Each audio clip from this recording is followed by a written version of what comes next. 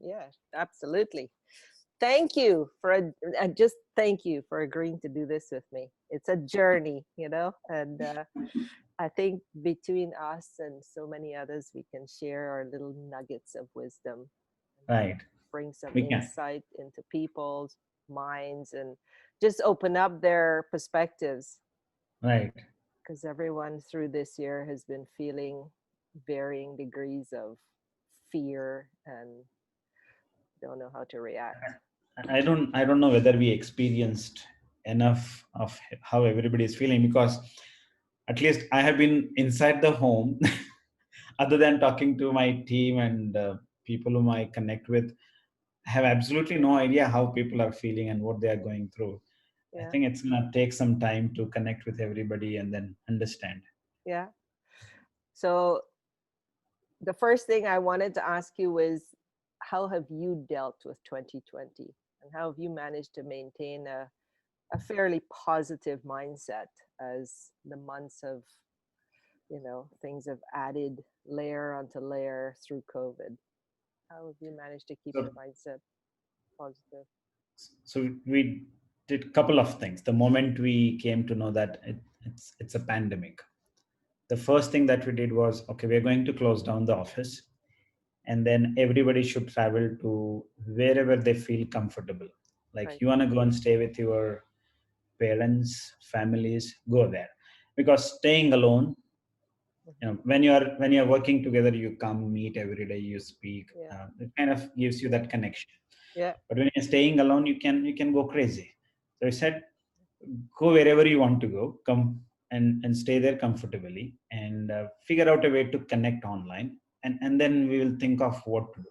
So Nice. that's the first thing that we did. Nice.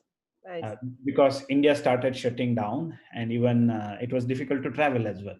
Yes, that's and, right. and, and, and luckily we were able to make that decision before everything shut down. That's good. For me, it was, I came So off a as of now, business everybody trip. is there. So everyone Uh-huh. went to a place of comfort where they can work, and yeah, That's that's correct. that's great. That's very supportive, because I don't think a lot of employers reacted quickly to, that. They were forced to Yeah.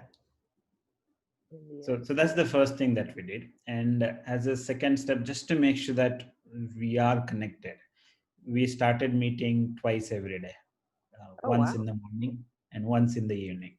Oh So wow. everybody would connect, plan the day, whatever we need to do, figure out. And Yeah. then towards the end of the day, what challenges did we face? Were we able to get it done? If not, Yeah. how can we support each other? Nice.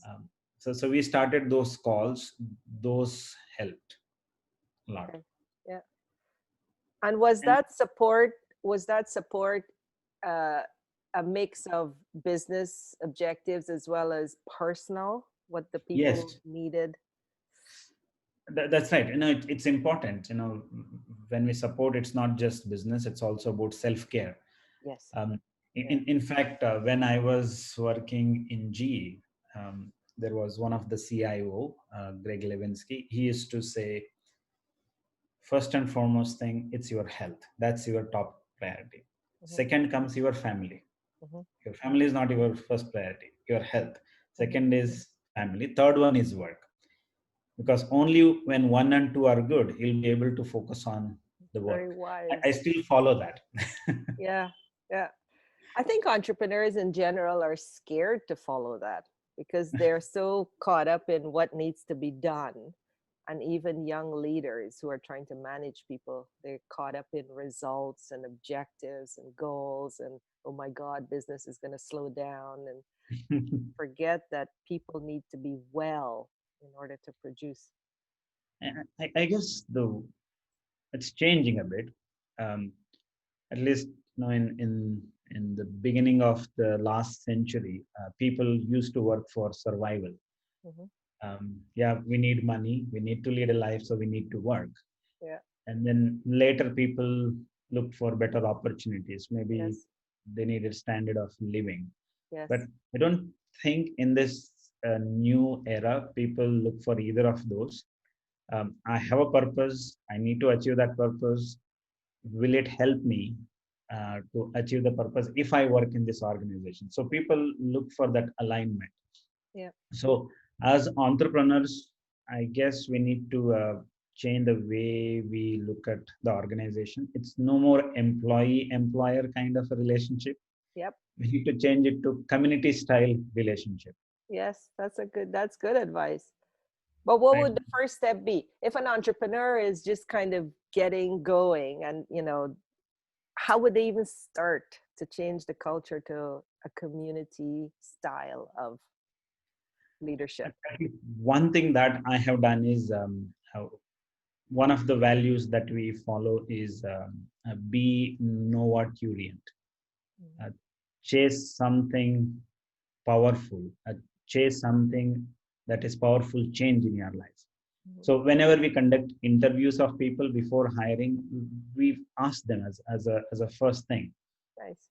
what is that you want to do in our life, in your life, Uh-huh. and we share what we do. Uh, Yeah. why are we in this world as a company? And even if we find a match, we give them a couple of days to figure out whether there is a fitment between their goals, values, and purpose, and Mhm. our goals, values, and purpose. If there is a fitment, then again ring us back. We'll talk about what are the next steps. If Right. there is no fitment, then there is no point. Yeah. Yeah. So that has kind of helped. Plus,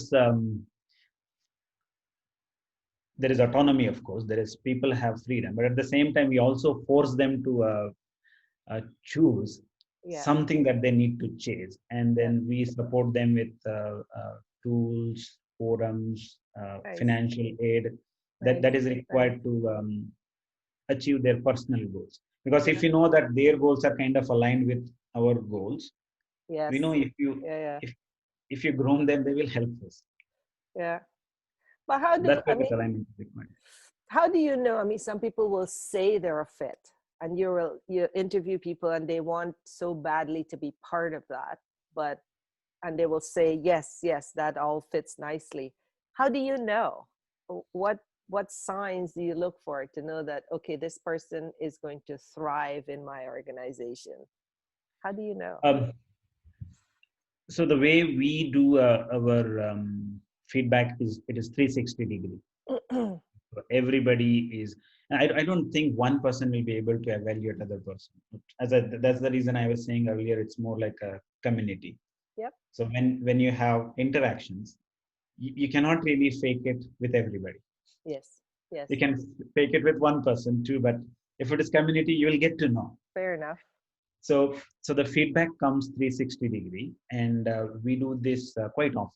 Once a quarter, the whole organization gives feedback to everybody Okay. in an open forum, Okay. although it is anonymous, and others are required to take that feedback, process it, and then explain to everybody else what is the goal that they are setting for the next quarter, Hmm. and what action items are they going to take on any changes that they're supposed to bring based on the feedback. Mm. So in a way, we get to know based on these interactions. We get to know, and if we feel that the fitment is not there, we give them option. Yeah. From next hour onwards, you are not there. Yeah. Yeah. You want support next 3 months, you get your salary, find a job, but I don't think there is a fitment. Right. Yeah. What would your advice be? Because one of the things I'm coaching clients who are kind of anywhere from 36 to 39. There's that sweet spot where they are new in a management role. They're trying to mentor their team and keep them motivated through Yeah. these months. What would your advice be to young managers who are just kind of finding their feet through this time? And it's very uncertain. Teams are looking for more than just guidance on how to do. Right. There's just so much more to the job now.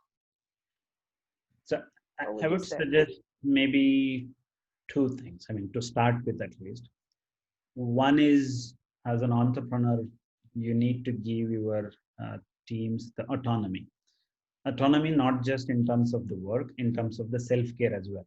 Mm, Autonomy for work, because now the dynamics are different. Mm. If you need too many approvals to make a decision, Yeah. that's gonna delay it further, which is gonna harm the company. So decentralize your decisions and empower your teams to make decisions. As much as possible, maybe create smaller teams where there is that team cognition. The Okay. information is within the team. They have all the information required to make decisions. Great. So one is structural change. Yeah. And also that is for business. Plus for self-care as well. Empower them to make decisions when they need to take care of themselves. Like in my organization, people can just send an email or a message and say, "Today I'm not feeling like working, so I don't want to work." So that and, Yeah. and and there is no limitation on how many leaves they can take. Uh-huh. uh, uh, because if they cannot take care of themselves in the environment they are in, which we are not aware. Mm. So when we were inside the organization, yes, you could create that kind of environment for them.